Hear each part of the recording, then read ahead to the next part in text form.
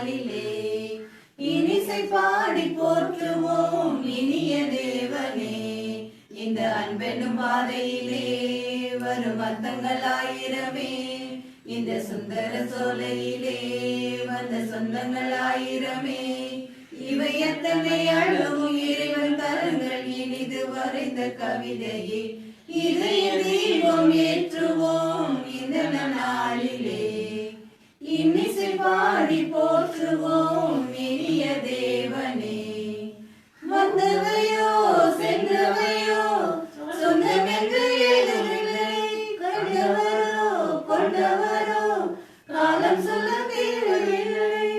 கண்ணெதிரில் காணுங்கள் கர்த்தரின் கருணையை, அத்தனையும் அவர் முன்னே எத்துணை மகிமை. புகழ் சந்தங்கள் பாடி நெஞ்சங்கள் மகிழ வாழ்த்திட நல்வனமே. இதே தீபம் ஏற்றுவோம் இந்த நாளிலே இன்னிசை பாடி போற்றுவோம் இனிய தேவனே.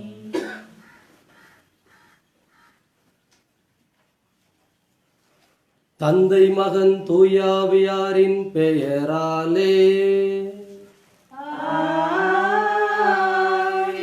நம் ஆண்டவராகிய இயேசு கிறிஸ்துவின் அருளும் கடவுளின் அன்பும் தூயாவியாரின் நட்புறவும் உங்கள் அனைவரோடும் இருப்பதாக.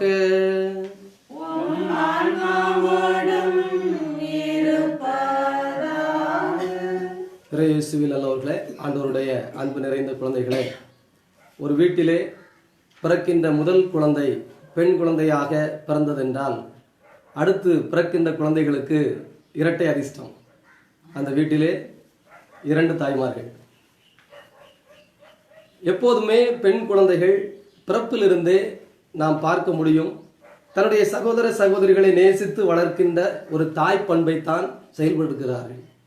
பிறகு திருமணத்திற்கு பிறகு தன்னுடைய கணவனே வாழ்வென்றிருந்து, பிறகு பிள்ளைகள் பிறந்த பிறகு அவர்களுடைய வாழ்வே வாழ்வென்றிருந்து, பிறகு பேர குழந்தைகள் பிறந்தால் ஐயோ அவர்களையும் நாம் தானே வளர்க்க வேண்டும் என்று வாழ்நாள் முழுவதுமே பிறர் சிந்தனை. இது எங்குள்ள சிந்தனை? இறைவனிடம் இருக்கின்ற பண்புகள். அந்த பண்புகளிலே இந்த பிறருக்காக வாழுகின்ற பண்பை முழுமையாக தன்மையப்படுத்தி கொண்டவர்கள் பெண்கள். அவர்களுடைய நினைவு தினம் இன்றைய நாளிலே பெண்களுடைய தினமாக உலகம் முழுவதும் கொண்டாடப்படுகிறது.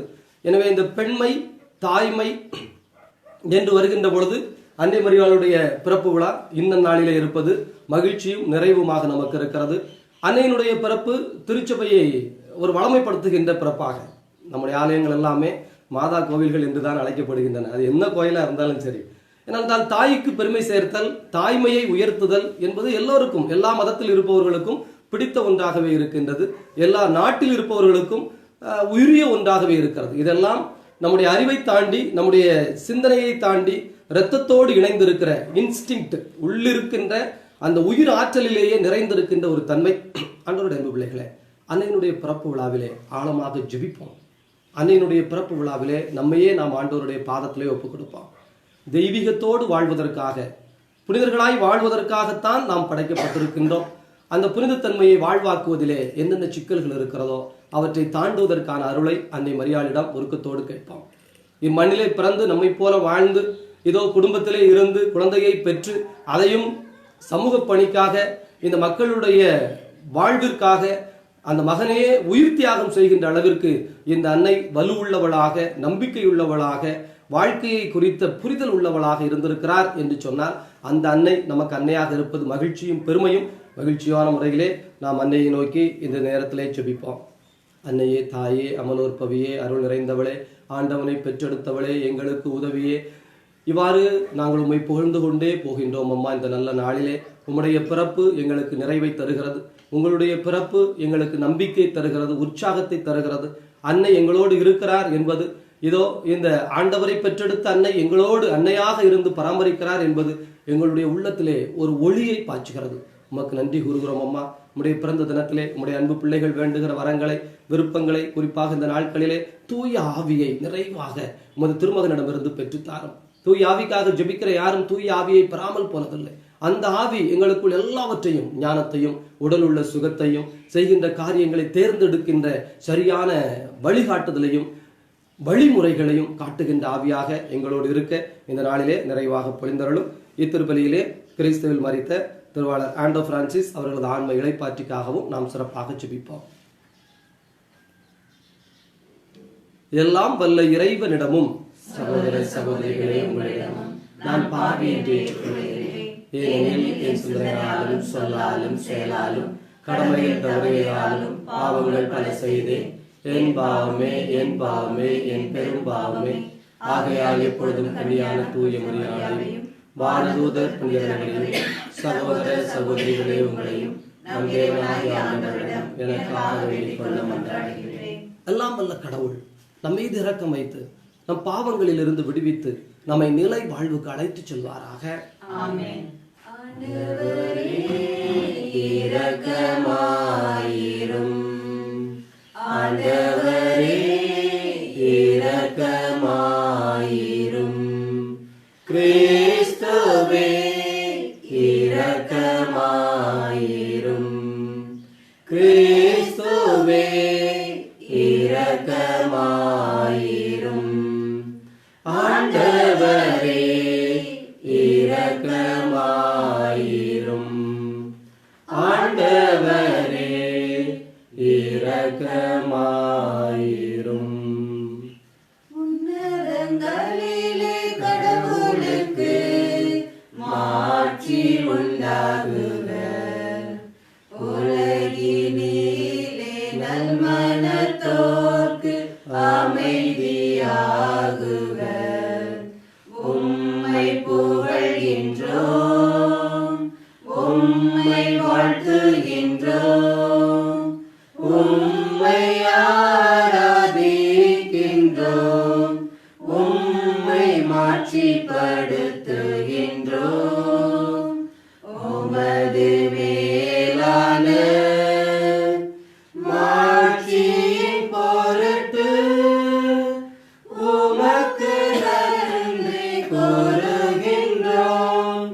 ஆண்டவராகிய இறைவா, வானுலக அரசரே, எல்லாம் வல்ல தந்தையாகிய இறைவா, ஒரே மகனாய் உதித்த ஆண்டவரே இயேசு கிறிஸ்துவே, ஆண்டவராகிய இறைவா, இறைவனின் செம்மறியே, தந்தையின் திருமகனே, உலகின் பாவங்களை போக்குபவரே,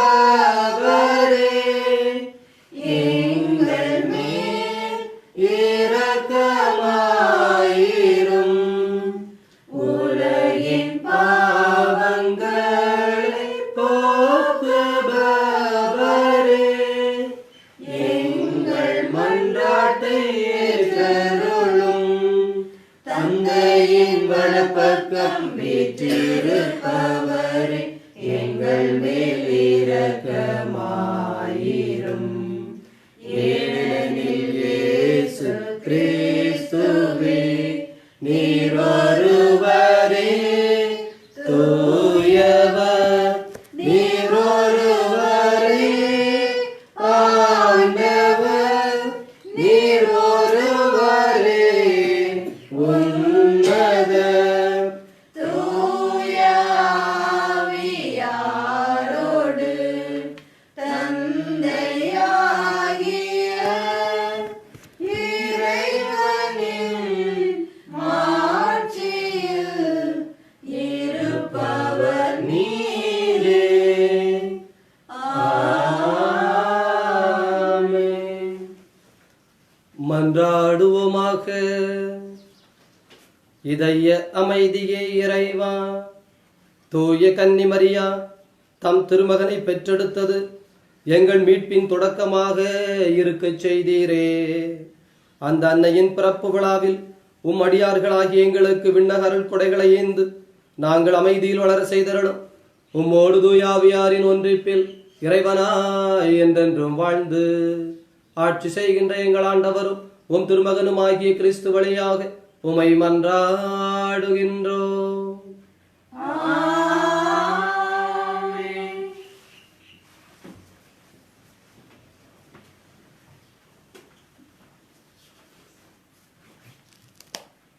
இறைவாக்கினர் மீகா எழுதிய நூலிலிருந்து வாசகம்.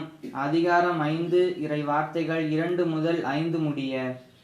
ஆண்டவர் கூறுவது: நீயோ எப்ராத்தா எனப்படும் பெத்லகேமே, யூதாவின் குடும்பங்களுள் மிகச் சிறியதாயிருக்கின்றாய். ஆயினும் இஸ்ரேலை என் சார்பாக ஆளப் போகின்றவர் உன்னிடமிருந்தே தோன்றுவார். அவர் தோன்றும் வழிமரபோ ஊழி காலமாய் உள்ளதாகும். ஆதலால் பேறுகால வேதனையில் இருப்பவள் பிள்ளை பெறும் வரை அவர்களை கைவிட்டு விடுவார். அதன் பின்னர் அவருடைய இனத்தாருள் எஞ்சியிருப்போர் இஸ்ரேல் மக்களிடம் திரும்பி வருவார்கள். அவர் வரும்போது ஆண்டவரின் வலிமையோடும் தம் கடவுளாகிய ஆண்டவரது பெயரின் மாட்சியோடும் விளங்கி தம் மந்தையை மேய்ப்பார். அவர்களும் அச்சமின்றி வாழ்வார்கள். ஏனெனில் உலகின் இறுதி எல்லைகள் வரை அப்போது அவர் மேன்மை பொருந்தியவராய் விளங்குவார். அவரே அமைதியை அருள்வார். ஆண்டவர் வழங்கும் அருள்வாக்கு. இறைவனுக்கு நன்றி. அம்மையப்பன் உந்தன் அன்பே நிரந்தரம், மாறும் உலகில் மாறா உன்னுறவே நிரந்தரம். இன்மை வாழ்வில் மறுமை இருப்பது நிரந்தரம். இன்மை வாழ்வில் மறுமை இருப்பது நிரந்தரம். நான் மாண்ட பின்பும் உன்னில் உயிர்ப்பது நிரந்தரம். நான் மாண்ட பின்பும் உன்னில் உயிர்ப்பது நிரந்தரம். நிரந்தரம் நிரந்தரம் நீயே நிரந்தரம். நிரந்தரம் நிரந்தரம் நீயே நிரந்தரம். அம்மையப்பன் உந்தன் அன்பே நிரந்தரம், மாறும் உலகில் மாறா உன் உறவே நிரந்தரம். தாயின் அன்பு சேர்க்கு இங்கே நிரந்தரம். தாயும் தந்தையும் எமக்கு நீயே நிரந்தரம். தேயும் வாழ்வில் நம்பிக்கை நீயே நிரந்தரம். நான் சாயும் போது காப்பது நீயே நிரந்தரம். நான் சாயும் போது காப்பது நீயே நிரந்தரம். நிரந்தரம் நிரந்தரம் நீயே நிரந்தரம். நிரந்தரம் நிரந்தரம் நீயே நிரந்தரம். அம்மையப்பன் உந்தன் அன்பே நிரந்தரம், மாறும் உலகில் மாறா உன் உறவே நிரந்தரம். அல்லேலூயா அல்லேலூயா அல்லேலூயா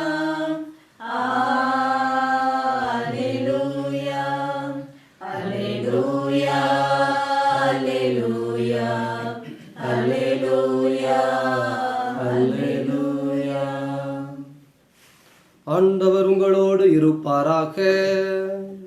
உம் ஆன்மாவோடும் இருப்பாராக. தூய மத்தேயு எழுதிய தூய நற்செய்தியிலிருந்து வாசகம். ஆண்டவரே மாட்சி உமக்கே. தூய மத்தேயு எழுதிய தூய நற்செய்தி 1வது அதிகாரம். ஆண்டவருடைய வார்த்தைகள் 1 முதல் 16, மேலும் 18 முதல் 23. தாவீதின் மகனும் ஆபிரகாமின் மகனுமான இயேசு கிறிஸ்துவின் மூதாதையர் பட்டியல். ஆபிரகாமின் மகன் ஈசாக்கு, ஈசாக்கின் மகன் யாக்கோபு, யாக்கோபின் புதல்வர்கள் யூதாவும் அவர் சகோதரர்களும். யூதாவுக்கும் தாமாருக்கும் பிறந்த புதல்வர்கள் பெட்ரோசும் செராசும்.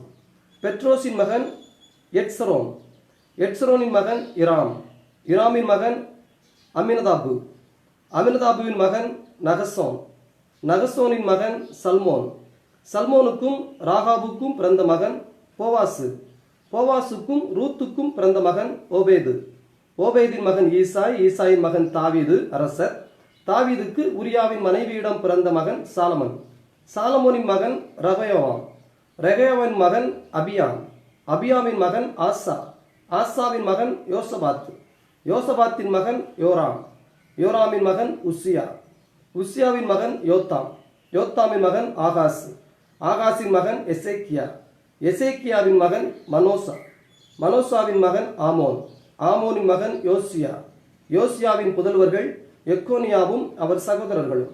இவர் காலத்தில்தான் யூதர்கள் பாபிலோனுக்கு சிறைபிடித்து செல்லப்பட்டார்கள்.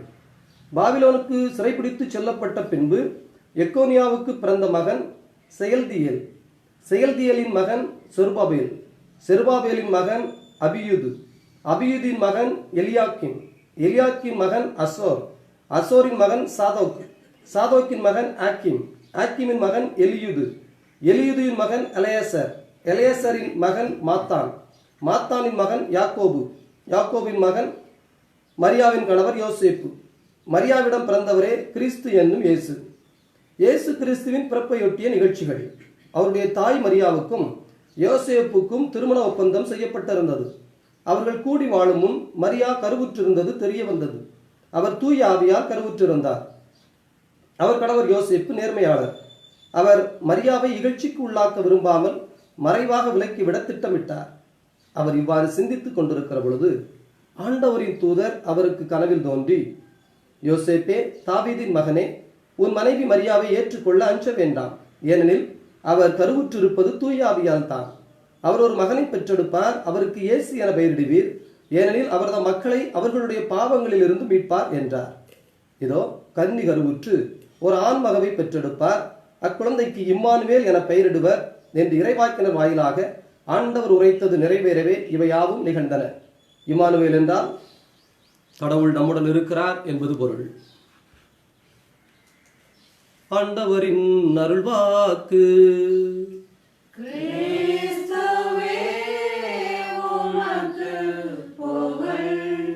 நற்செய்தி வாக்கினால் நம் பாவங்கள் அகல்வனவாக. அப்பா, பேர் நிறைய அல்ல. இந்த பேர்களை வாசிக்கும் போது நிறைய பேர் கேட்பாங்க, அதை ஏன் வாசிக்கணும்? அதான் ஒருத்தருக்கும் புரியல, ஒருத்தருக்கும் தெரியல, அதை போட்டு நீளமாக வாசிக்கணுமே. ஆனால் மத்தேயு தன்னுடைய நற்செய்தியின் தொடக்கத்திலேயே அந்த பெயர்களை சொல்லி பட்டியலை சொல்லித்தான் ஆரம்பிக்கின்றார். அப்ப அதுக்குள்ள ஏதோ ஒரு செய்தி இருக்குல்ல, ஆழமாய் தியானிப்பதற்கு அதற்குள்ள ஆழமான ஒரு உயிர் விதை உள்ளே இருக்கிறது. பிரியமானவர்களே, ஒவ்வொருவருடைய பிறப்பும் இந்த உலகத்திலே தொடர் சங்கிலியில் ஒன்றை வெட்டு, தொடர்ந்து போகிற சங்கிலியை மாற்றி அமை, போய்கொண்டிருக்கிற விதியை திருப்பு அப்படிங்கிற அழைப்பாக இருக்கிறது. குறிப்பாக இந்த பெயர்கள் வரிசையாக கொடுத்துட்டே வர்ற பெயர்கள்ல பார்த்தீங்க அப்படின்னா என்ன வழிமரபில் வருகிறது? இடையிலே சில இடங்களிலே இன்னாருக்கு போயிருக்க வேண்டும், ஆனால் இன்னாருக்கு போய்விட்டது. அது எங்கே தொடங்கி விடுகிறது? இதோ மூதாதையர் பட்டியலில் அபிரகாமின் மகன் ஈசாக்கு, ஈசாக்கின் மகன் யாக்கோபு, யாக்கோபின் புதல்வர்கள் யூதாவும் அவர் சகோதரர்களும் என்று தொடங்குகிற இடத்திலேயே வந்து விடுகிறது. அபிரகாமின் மகன் ஈசாக்கு, ஈசாக்கின் மகன் ஏசா என்று இருந்திருக்கணும். அதுதான் யூத சட்டம், அதுதான் யூத மரபு, அதுதான் தலைச்சன் பிள்ளைக்குரிய தன்மையோடு போயிருக்க வேண்டும். அங்கேயே திசை திரும்புகிறது. அப்போ நம்முடைய வாழ்வின் பாதையை நாம் தேர்ந்தெடுக்கின்றோம், நம்முடைய வாழ்வின் சக்கரத்தை நாம் தேர்ந்தெடுக்கின்றோம். ஒவ்வொரு பிறப்புமே இந்த உலக வரலாற்றையே, வாழ்வின் வரலாற்றையே திசை திருப்புகின்ற. ஏசா பேர் வரல, யாக்கோபு பேர் வந்துடுச்சு. அதே போல கீழே தொடர்ந்து வாங்க, தாவீதின் மகன் அப்சலோம் வந்திருக்கணும். அவர் தான் உரிமைக்குரியவன். அவன் போரிடுகிறான், தன்னுடைய தந்தைக்குரிய தாவீதுக்குரிய அரண்மனையை பெற்றுக்கொள்ள வேண்டும் என்று. தாவீது உயிரோடு இருக்கின்ற பொழுதே அவன் புரட்சி செய்கிறவனாக, போராட்டம் செய்கிறவனாகத்தான் வந்து சேர்கிறான்.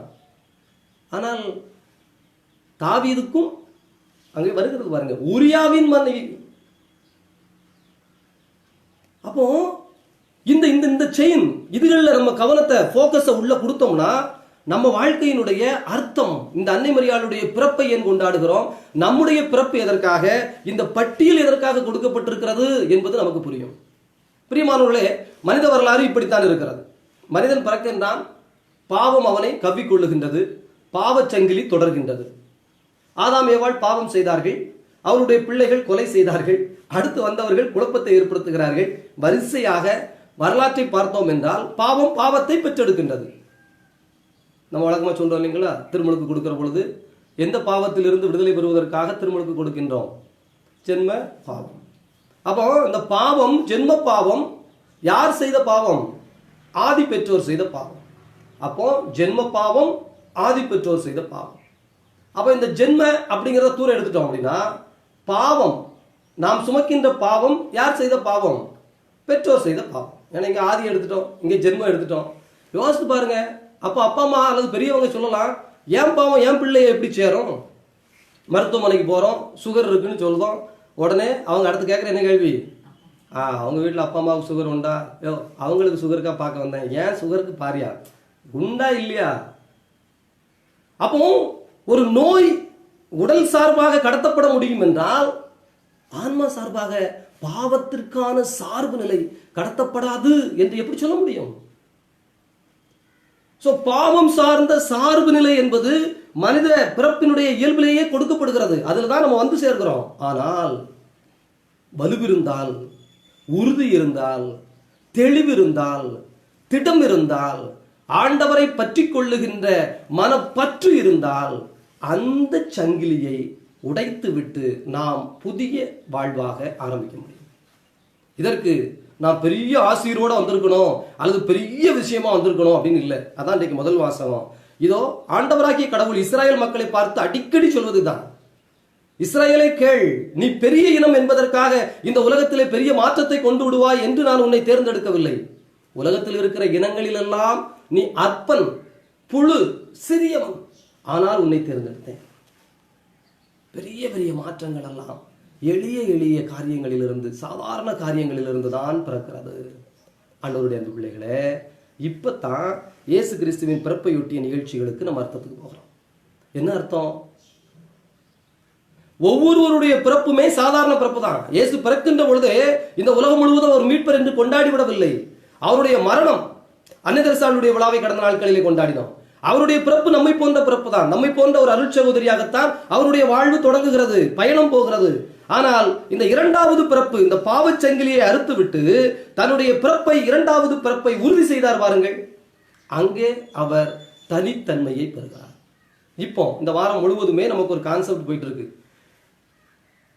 பாவியா இருப்பதால் நாம் பாவம் செய்யவில்லை, பாவம் செய்வதால் நாம் பாவி என்று அழைக்கப்படுகின்றோம். அப்போ முதல்ல பாவ செயல் வருகிறதா, பாவம் என்கின்ற கருத்தியல் வருகிறதா அப்படின்னா செயலுக்கு பிறகுதான் கருத்தியல். அப்போ கத்தின்னு ஒன்ன சொல்லிட்டு கத்தியை கண்டுபிடிக்கல. கத்தின்னு ஒரு பொருளை கண்டுபிடிச்ச உடனே இதுக்கு ஏதாவது பேர் வைக்கணும், கத்தின்னு பேர் வைக்கிறான். இந்த விஞ்ஞானத்தில் இது ஒரு பெரிய பிலோசபிக்கல் டிஸ்கஷன், தத்துவியல் சிந்தனை. அதாவது முதலிலே கருத்து தான் வந்தது, பிறகுதான் செயல்பாடு வந்தது என்று ஒரு குரூப் சொல்லிட்டு இருக்குது. கருத்தியல் வாதம், கருத்து முதல் வாதம், பொருள் முதல் வாதம் என்று இன்னொன்று இருக்கிறது. இல்ல, ஒரு செயல் நடக்கிறது, ஒரு பொருள் கண்டுபிடிக்கப்படுகிறது, அதற்கு பெயர் கொடுக்கப்படுகிறது. அப்போ இந்த கருத்துக்கள் என்பவை எங்கோ எப்படியோ இருப்பவை. ஆக்டிவேஷன், செயல்பாட்டிற்கு எப்போது வருகிறது? அதை ஒருவருக்கு உயிர் கொடுத்து விட்டார் என்று சொன்னால் அது பெயர் பெறுகிறது. உயிர் இல்லை என்றால் பெயர் இல்லை, செயல் இல்லை என்றால் வழி இல்லை, வாழ்வு இல்லை. அப்போ நம்முடைய வாழ்வும் பரிசுத்தமானது, நிறைவானது, இதெல்லாம் கருத்து, கான்செப்ட்ஸ், அதெல்லாம் மண்டைக்குள்ள ஒரு பக்கம் இருக்கட்டும். கடைசி வரைக்கும் செயல்படுத்தவே இல்லை என்று சொன்னால் நம்முடைய வாழ்வு பெயரற்ற வாழ்வாக, அடையாளமற்ற வாழ்வாக, நிலையற்ற வாழ்வாக, அழிந்து போகின்ற வாழ்வாக நிலைத்து விடுகிறது. அந்த செயலை யார் தான் செய்ய வேண்டும்? இப்ப அன்னை மரியாளுடைய இந்த பிறப்பு, அன்னை மரியாளுக்கு ஆண்டவர் இயேசு கிறிஸ்து பிறந்த பிறப்பு, இதெல்லாம் எப்போது அர்த்தம் பெறுகிறது? இயேசுனுடைய வாழ்வு சிலுவையில் முடிந்ததால் பிறப்பிற்கு அர்த்தம். இயேசுனுடைய வாழ்வு அப்படி முடியல, எல்லாருடைய வாழ்வையும் போல போயிருந்ததுன்னா அவருடைய பிறப்பை பத்தி நம்ம யோசிக்க வேண்டிய அவசியமே கிடையாது. அதற்கு முன்னால் அன்னை மரியாளுடைய பிறப்பை பற்றியும் யோசிக்க வேண்டிய அவசியம் இல்லை. எனவே ஆண்டவருடைய அன்பு பிள்ளைகளை, இந்த வாசகங்கள் அதை அழுத்தமாய் சொல்வதற்காகத்தான் இந்த மத்தேயு நற்செய்தியில முதல்ல பார்த்தீங்கன்னா தாவீதின் மகனும் அபிரகாமின் மகனுமாக அப்படின்னு சொல்லி அபிரகாமின் மகன் ஈசாக்கு. அப்போ அபிரகாமின் மகனிலிருந்து அப்படியே தொடங்கி யூதர்கள் பாபிலோனுக்கு சிறைப்பிடித்து செல்லப்பட்டார்கள் வரை 14. அது ஒரு தலைமுறை முடிகிறது, அடுத்த தலைமுறை அடுத்து தொடங்குகிறது. அப்ப எகிப்திய அடிமைத்தனத்திலிருந்து வந்த அபிரகாமின் பிள்ளைகள் பாபிலோனிய அடிமைத்தனத்திலிருந்து மீண்டும் வந்த இஸ்ராயலுடைய எச்ச பிள்ளைகள்.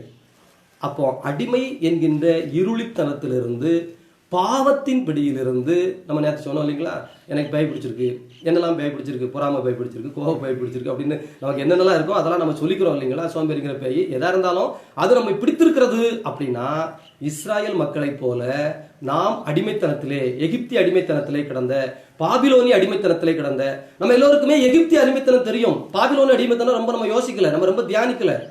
ஏன்னா எகிப்து கொண்டு வந்தார் செங்கடல், அதோடு முடிந்து விட்டது.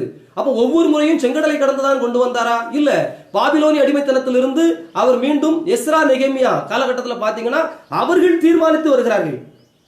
எஸ்ரா நெகேமியா 2 பேரும் அந்த அரசனுடைய இதுல பரிமாறி கொண்டிருக்கிறார், ரசம் பரிமாறுகிறவராக இருக்கிறார். அப்போ அவன் கேட்கிறான், ஏன்பா உன் முகம் வாடி இருக்கு அப்படின்னு. அரசே, நான் இங்க ரொம்ப நல்லா இருக்கேன், உங்க டேபிள்ல ரசம் பரிமாறி உங்களெல்லாம் கவனிச்சுட்டு உங்ககிட்ட இருந்து எல்லாம் வாங்கி சந்தோஷமா இருக்கேன். எங்க கோயில் அங்க இடிந்து போய் கிடக்கிறது. உடனே அரசன், போய் உன்னுடைய கோயிலை புதுப்பி. இங்க வந்து தொடங்குற பணி சொகுசான பணி அல்ல, அங்க கிடைத்திருக்கிற வாழ்க்கை சொகுசான வாழ்க்கை. பாபிலோனிலே அரசனுக்கு அவர் சொகுசாக வாழ்ந்து கொண்டிருக்கின்றார். ஆனால் அதை விட்டு விட்டு என்னுடைய ஆலயத்தை, எருசலேமை கட்டி எழுப்ப வேண்டும் என்று எஸ்ராவும் நெகேமியாவும் அங்கே வருகிறார்கள். பாருங்கள், அங்கே அவர்கள் புது பிறப்பை ஆரம்பிக்கிறார்கள். புது வாழ்வை, தங்களுடைய வரலாற்றில் பெயரை பதிப்பதற்கு வந்த பிறகு ஆலயம் கட்டுகிற பொழுது இருக்கிற சிக்கல்கள் எல்லாம் ரொம்ப ரொம்ப கொடுமை. ஆலயம் கட்டுவதற்கு எதிர்ப்புகள் நிறைய, அதை கட்டுவதை கேலி செய்கிறவர்கள் நிறைய. எந்த அளவுக்கு கேலி செய்வாங்கன்னா, இவங்க காம்பவுண்டு கட்டுறாங்க, காம்பவுண்டு ஒரு சின்ன நரி ஏறி ஓடிச்சுனா கூட கீழே விழுந்துருமியா, சும்மா அந்த பேர் விளையாட்டு பயிலுவார், அசிங்கப்படுத்துகிறவர்கள் ஏராளம். அத்தனையும் தாண்டி எஸ்ரா நெகேமியா இருவரும் இணைந்து மீண்டும் இந்த எருசலேமை கட்டி எழுப்புகிறார்கள். அது ஏறக்குறைய இயேசு கிறிஸ்துவினுடைய காலகட்டம் வரை நிறைவாக நிற்கிறது. எனவே ஆண்டவருடைய அன்பு பிள்ளைகளே, நம்முடைய காலகட்டங்களிலே நம்முடைய வரலாற்று கடமை, நம்முடைய இந்த வரலாற்றை செய்ய வேண்டிய, வரலாற்றிலே நம்முடைய பிறப்பை, புது பிறப்பை தேர்ந்தெடுக்கின்ற இந்த சங்கிலி, ஓடிக்கொண்டிருக்கின்ற இந்த பாவச்சங்கிலி அல்லது பலகீன சங்கிலி அல்லது வாழ்வினுடைய இந்த சகதி சங்கிலி, இந்த சம்சார சக்கரம் என்று சொல்கிறார்கள், நல்ல வார்த்தை நம்மளுடைய பகுதியில். அந்த சுற்றி சுற்றி ஓடிக்கொண்டிருக்கிற அந்த செயினை, அந்த சங்கிலியை, அந்த கட்டாயத்தின் பேரில் செய்கின்ற நம்முடைய காரியங்களை, உள்ளிருந்து நம்மை அறியாமல் நம்மை தூண்டி விட்டு எழுப்பி விட்டு செய்து விடுகின்ற அந்த காரியங்களை நாம் உடைக்க வேண்டும். அதுதான் இந்த அன்னையினுடைய பிறப்பு நமக்கு கொடுக்கின்ற அழைப்பு. அந்த அழைப்பை இந்த நாளிலே நாம் கண்மூடி கரம் குவித்து ஆண்டவருடைய பாதத்திலே சிறப்பாக ஜெபிப்போம். அன்பான கடவுளே, ஆசீர்வாதத்தின் தகப்பனே, ஆரோக்கிய அன்னையினுடைய பிறப்பு விழாவிலே ஆழமான ஒரு காரியத்தை எங்களுக்கு சொல்லி தந்திருக்கிறேன். கட்டாயத்தின் பேரில், உள்ளிருக்கின்ற இந்த உணர்வுகள் எங்களை உந்தி தள்ளுவதின் பேரில், உணர்ச்சிகள் எங்களை ஆட்கொள்வதின் பேரில் நாங்கள் பல்வேறு சமயத்திலே பல்வேறு காரியங்களை செய்து விடுகிறோம், உமக்கு எதிரான காரியங்களை செய்து விடுகிறோம். வல்ல தகப்பனே, ஆசையினால், மோகத்தினால், கோபத்தினால், வேகத்தினால், வெறுப்பினால், அந்த உள்ளிருந்து உந்தி சக்துகின்ற இந்த ஊனுடல் சார்ந்த, இந்த உலகு சார்ந்த பல்வேறு வகையான சிந்தனையினால், உணர்ச்சிகளினால் ஆட்கொள்ளப்பட்டு விடுகிறோம். வல்ல தகப்பனே, நல்ல தகப்பனே, இவற்றிலிருந்து விடுதலை பெற முடியுமா? நிச்சயமாக. வரலாற்றின் பக்கங்களிலே நிறைய பேரை சொன்னீர். எங்கள் அன்பு தாய் அன்னை மரியாளை இன்றைக்கு எங்களுக்கு கொடுத்திருக்கிறீரே, கோடான கோடி நன்றி. அவருடைய பிறப்பே பரிசுத்தமான பிறப்பாக இருக்கிறது.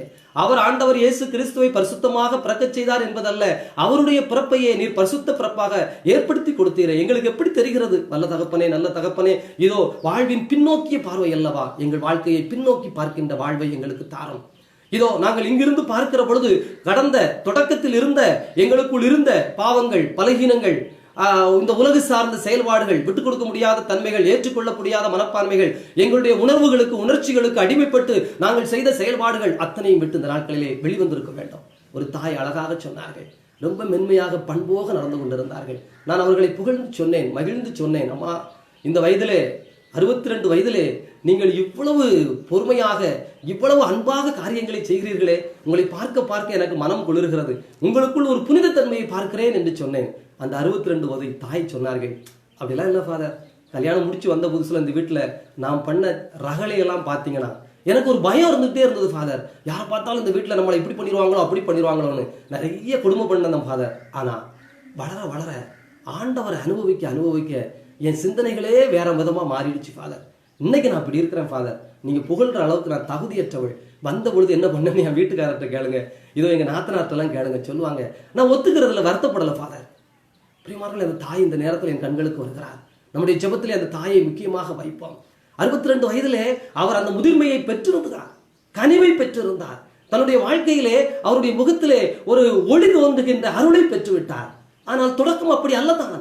ஆனால் இப்போது சொல்ல முடியும், ஆண்டவர் அவருக்கு தேவையான ஆற்றலை இதோ அவருடைய பெற்றோரின் ஜெபத்தினால் கொடுத்தாரோ, இவருக்கு மீது கொண்ட கருணையினால் கொடுத்தாரோ, எப்படியோ என்று விவிலியத்தையும் நாம் இப்போது பார்க்கின்றோம். நம்முடைய வாழ்க்கை இந்த நாளிலே அப்படி பார்ப்போம். பல்லத பிள்ளைகள், ஆண்டவருடைய அன்பு நிறைந்த குழந்தைகளே, இன்றைக்கு நாம் இருக்கின்ற நிலை நாம் தொடக்கத்தில் இருந்த நிலையிலிருந்து உயர்ந்த நிலையை நோக்கி வந்திருக்கிறதா? ஆண்டவருடைய அன்பை வாழ்வாக்குகின்ற நிலையை நோக்கி வந்திருக்கிறதா? 1ஆம் வகுப்பு குழந்தை தேர்வுக்கு பயப்படுவது சரிதான், அதற்கு ஒன்றும் தெரியாது, சின்ன குழந்தை. ஆனால் ஒரு கல்லூரி PhD படிக்கிறவர் ஒரு தேர்வுக்கு பயந்தார் என்று வைத்துக் கொள்வோம். வளர்ந்த பிறகு சிக்கல்களை நம்மால் தீர்க்க முடியும் என்கின்ற நம்பிக்கை பிறந்த பிறகு, உள்ளே ஒரு உயிரோட்டம் பிறந்த பிறகு வாழ்வை நம் கரங்களில் எடுத்துக்கொள்ள வேண்டாமா? இளம் வயதிலே நாம் நடத்தப்பட்டோம். என்ன நடக்கிறது என்று தெரியாத நேரத்திலே வெள்ளத்திலே அடித்து செல்லப்பட்ட நீச்சல் தெரியாத ஒருவரை போல போனோம். இப்போது வளர்ந்து உயர்ந்திருக்கிற நாட்களிலே நமக்கு நீச்சல் தெரியும் என்றால் எந்த திசையை நோக்கி நகர வேண்டும்? ஆற்று வெள்ளம் மாறாது, உலக வாழ்க்கை மாறாது, அதனுடைய போக்கு அப்படித்தான். ஆனால் நம்முடைய கண்ட்ரோல், நம்முடைய வாழ்க்கையின் பாதையினுடைய அந்த தீர்மானத்தை நீச்சல் தெரிந்தவர்கள் நீந்தி நீந்தி செல்வதை போல, இலக்கை நோக்கி போவதை போல ஆண்டவருடைய அன்பு பிள்ளைகளை உருக்கத்தோடு இந்த நேரத்தில் ஜெபிப்பாம். ஆண்டவர் நம்மை அத்தகைய ஒரு வல்லமையால், அத்தகைய ஒரு ஆசீரால் நிரப்பிக் கொண்டே இருக்கிறார். எல்லோருக்கும் அழைப்பு கொடுத்து கொண்டே இருக்கிறார். நமக்கும் அந்த அழைப்பு உண்டு, புனிதர்களாய் வாழ்கின்ற அழைப்பு, நாம் புனித பிள்ளைகளாய் வாழ்கின்ற அழைப்பு. ஏனெனில் அந்த புனிதருடைய பிள்ளைகள் நாம், தெய்வீகத்தினுடைய பிள்ளைகள் நாம், தெய்வத்தினுடைய பிள்ளைகள் நாம். அப்பா தந்தாய் என்று ஆண்டவரை அழைக்கின்றோமே, அப்பா தந்தாய் என்று அழைக்கின்ற பிள்ளைகள் நாம். பாவத்தின் பிள்ளைகளாக, சாத்தானின் பிள்ளைகளாக இருக்க அந்த தகப்பன் நம்மை விட்டு விடுவாரா? 100% பலன் தருகின்ற, முழுமையாய் பலன் தருகின்ற இந்த அன்னையை இந்த நேரத்தில் உள்ளத்தோடு உருக்கத்தோடு நமக்குள்ளே கொண்டு வந்து ஜெபிப்பான். நல்ல தகப்பனே, நல்ல தகப்பனே, உடைய பிள்ளைகள் உருக்கத்தோடு ஜெபித்துக் கொண்டிருக்கிறோம். முது தூய ஆவியை எங்களுக்கு பொழியும். இந்த அன்னையை வழிகாட்டி அதே ஆவி எங்களுக்குள்ளும் வழி நடத்துவாராக. இந்த அன்னையை எங்களுக்கு அன்னையாக தந்தீரே, உமது அன்பை நினைத்து நினைத்து நினைத்து நாங்கள் மகிழ்ந்து நன்றி கூறுகிறோம். அம்மா மரியே, அமலோர் பவியே, அருள் நிறைந்தவளே, ஆண்டவனை பெற்றெடுத்தவளே, அந்த ஆண்டவனை எங்களுக்காக பரிசாக இந்த உலகத்திலே பலி கொடுத்தவளே, அன்பு தாயே, உனது அன்பும் உனது கருணையும் உனது இரக்கமும் உனது மன்னிப்பும் உனது செயல்பாடுகளும் எங்களுக்குள்ளே நிரம்புவதாக. உம்முடைய பிள்ளை என்று நாங்கள் பெருமைப்பட்டு பேசுகின்ற அளவிற்கு எங்களுடைய வாழ்வு உமக்கு உகந்ததாய் அமைவதாக. ஆசீரோடு எங்களை வழிநடத்துவீராக. ஆமென்.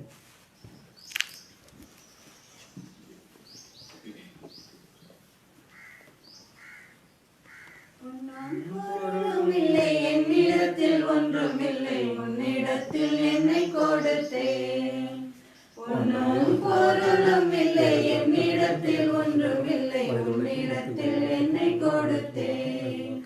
சொந்தம் பந்தமும் எல்லாம் நீ என சொல்லி வந்தேன். என்னையும் என் தாயும் நீ என்றோ, நீயே என்னையாலும் மன்னவன் என்றோ. ஒன்றும் பொருளுமில்லை என்னிடத்தில் ஒன்றுமில்லை, உன்னிடத்தில் என்னை கொடுத்தேன். நிலையில்லா உலகில் நிலைத்து நான் வாழ என் நிம்மதி இழந்து நின்றேன். வளமில்லா வாழ்வினில் வசந்தங்கள் தேடி நான் அளவில்லா பாவம் செய்தேன். தனதே உயிரை பலியென தந்தவரே, உனக்கு நான் எதை அளிப்பேன் என்று உனக்கு நான் என்னை அளிப்பேன். சகோதர சகோதரிகளே, உங்களுடையதும் என்னுடையதுமாக ஒப்புக் கொடுக்கப்படுகின்ற இப்பலி எல்லாம் வல்ல தந்தையாக இறைவனுக்கு ஏற்புடையதாகும்படி மன்றாடுங்கள்.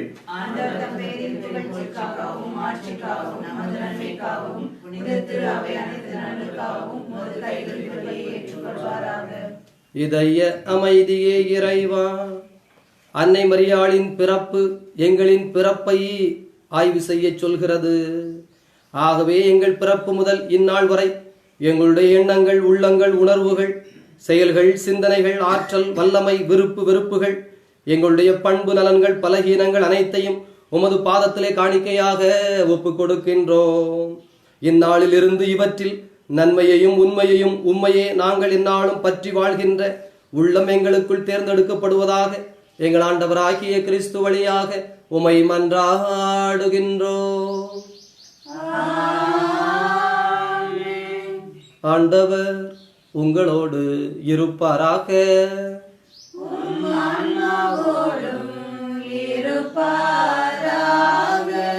இதயங்களை மேலே எழுப்புங்கள்.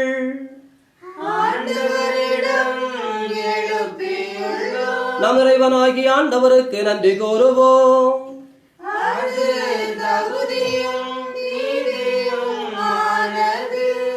ஆண்டவரே, தூயவரான தந்தையே, என்றும் வாழும் எல்லாம் வல்ல இறைவா, என்னாலும் இவ்விடத்திலும் நாங்கள் உமக்கு நன்றி செலுத்துவது எங்கள் கடமையும் மீட்புக்குரிய செயலும் ஆகும்.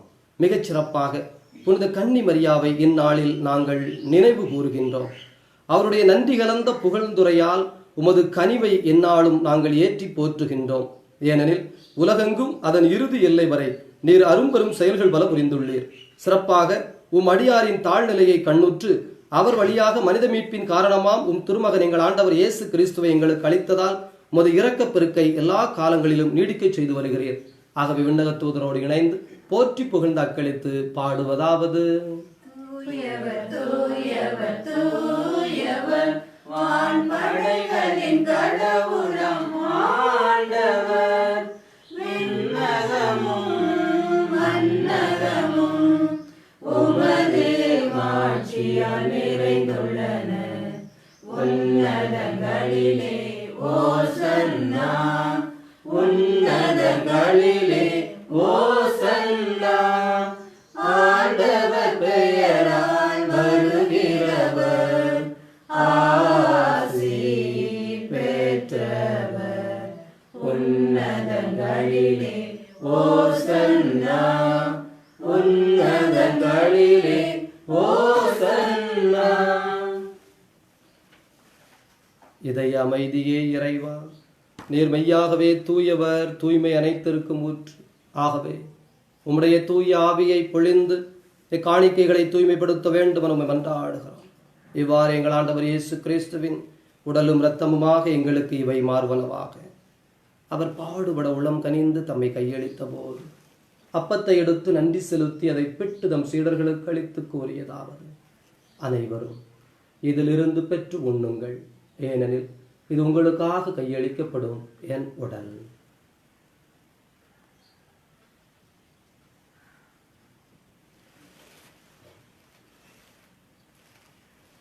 அவ்வண்ணமே இரவு விருந்தை அருந்தியபின் கிண்ணத்தை எடுத்து மீண்டும் உமக்கு நன்றி கூறி தம் சீடர்களுக்கு அளித்தவர் கூறியதாவது: அனைவரும் இதிலிருந்து பெற்று பருகுங்கள், ஏனெனில் இது புதிய நிலையான உடன்படிக்கைக்குரிய என் இரத்தத்தின் கிண்ணம். இது பாவ மன்னிப்புக்கென்று உங்களுக்காகவும் பலருக்காகவும் சிந்தப்படும். இதை என் நினைவாக செய்யுங்கள்.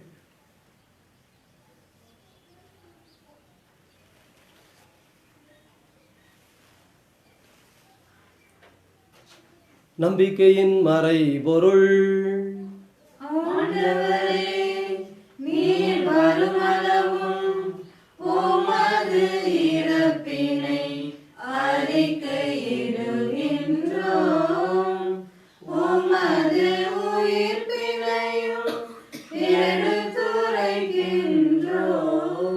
ஆகவே ஆண்டவரே, நாங்கள் கிறிஸ்துவின் இறப்பினையும் உயிர்ப்பினையும் நினைவு கூர்ந்து வாழ்வு தரும் அப்பத்தினையும் மீட்பளிக்கும் கிண்ணத்தினையும் ஒப்புக் கொடுக்கின்றோம்.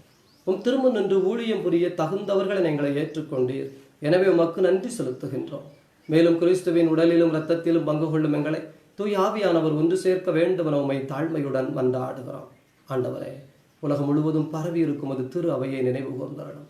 சிறப்பாக எங்கள் திருத்தந்தை பிரான்சிஸ், எங்கள் ஆயர் அந்தோணிச்சாமி, உமது பாச பிள்ளைகள் ஒவ்வொருவரையும் அன்பினால் நிறைவு பெறச் செய்தரணும். உயிர்த்தெழுவோம் என்கின்ற எதிர்நோக்குடன் துயில் கொள்ளும் எங்கள் சகோதர சகோதரிகள் ஒவ்வொருவரையும் ஒளி நிறைந்த திருமுன் ஏற்றுக்கொள்ளும் எங்கள் அனைவர் மீதும் இரக்கமாயிரும். கடவுளின் கன்னித்தாயான மாட்சிமிக்க மரியாள், புனித அப்போஸ்தலர், இவ்வுலகில் உமக்கு உகந்தவராயிருந்த புனிதர் அனைவருடன் நாங்கள் இலை வாழ்வில் பங்கு கொள்ளும் தகுதி பெற்று உன் திருமகன் இயேசு கிறிஸ்து வழியாக உம்மை புகழ்ந்தேத்த வரமரள உம்மை மன்றாடுகிறோம். இவர் வழியாக இவரோடு இவரில் எல்லாம் வல்ல இறைவனாகிய தந்தையே, தூயாவியாரின் ஒன்றிப்பில் எல்லா புகழும் ஆட்சியும் என்றென்றும் உமக்கு உரியதே.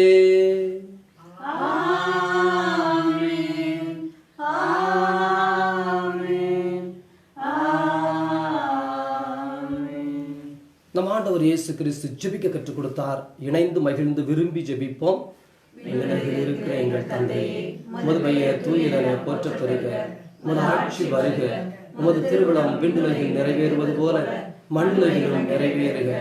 எங்கள் அன்றாட உணவை இன்று எங்களுக்கு தாரும். எங்களுக்கு எதிராக குற்றம் செய்தோரை நாங்கள் மன்னிப்பது போல எங்கள் குற்றங்களை மன்னியும். எங்களை சோதனைக்கு உட்படுத்தாதே, தீமையிலிருந்து எங்களை விடுவித்தார்கள். ஆண்டவரே, தீமை அனைத்திலும் இருந்தும் எங்களை விடுவித்து எங்கள் வாழ்நாளில் அமைதியை கனிவுடன் அருள உம்மை மன்றாடுகின்றோம். முது இரக்கத்தின் உதவியால் நாங்கள் பாவத்தில் இருந்து எப்போதும் விடுதலை பெற்று யாதொரு கலக்கமும் இன்றி நலமாயிருப்போமாக. நாங்கள் எதிர்நோக்கி இருக்கிற பேரின்பத்திற்காகவும் மீட்பராகிய இயேசு கிறிஸ்துவின் வருகைக்காகவும் காத்திருக்கின்றோம்.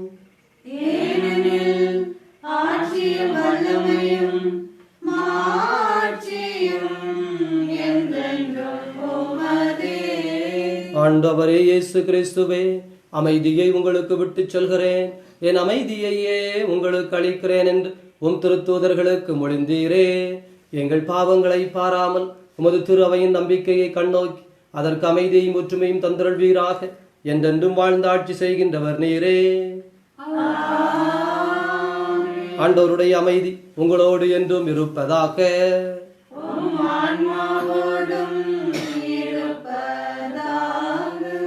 ஆண்டவர் தருகிற அமைதியை ஒருவருக்கொருவர் அறிவித்து மகிழ்வோம்.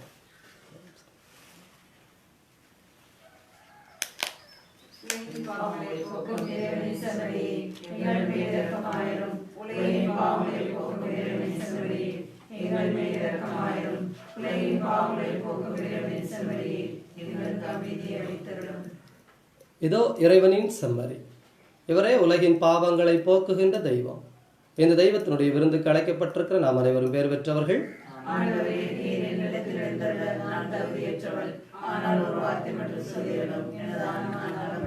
கிறிஸ்துவின் திருவுடல் திருத்தம் நம் அனைவரின் காத்து நிலை வாழ்வுக்கு அழைத்துச் செல்வதாக. ஆமென்.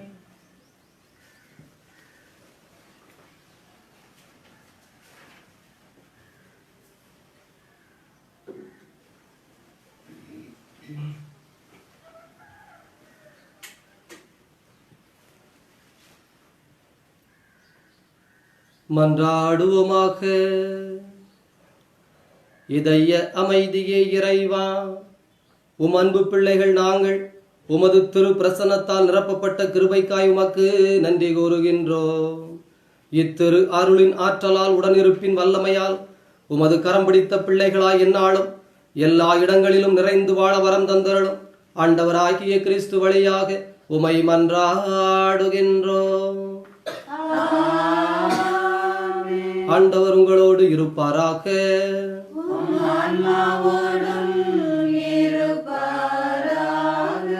எல்லாம் வல்ல கடவுள் தந்தை மகன் தூயாவியார் உங்கள் அனைவரையும் நிறைவாக ஆசீர்வதிப்பாராக.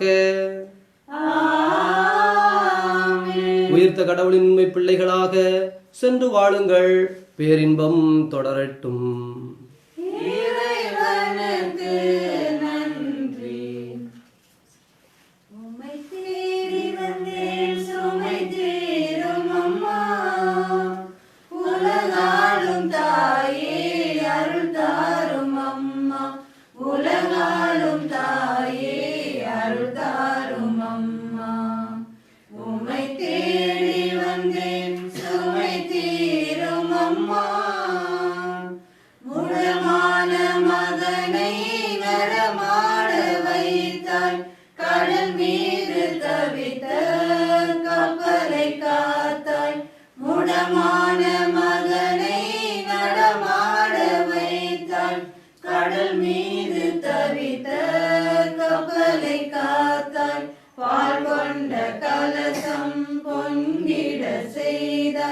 பொருள் கொண்ட சீமான் உன் பாதம் சேர்த்தாய். பொருள் கொண்ட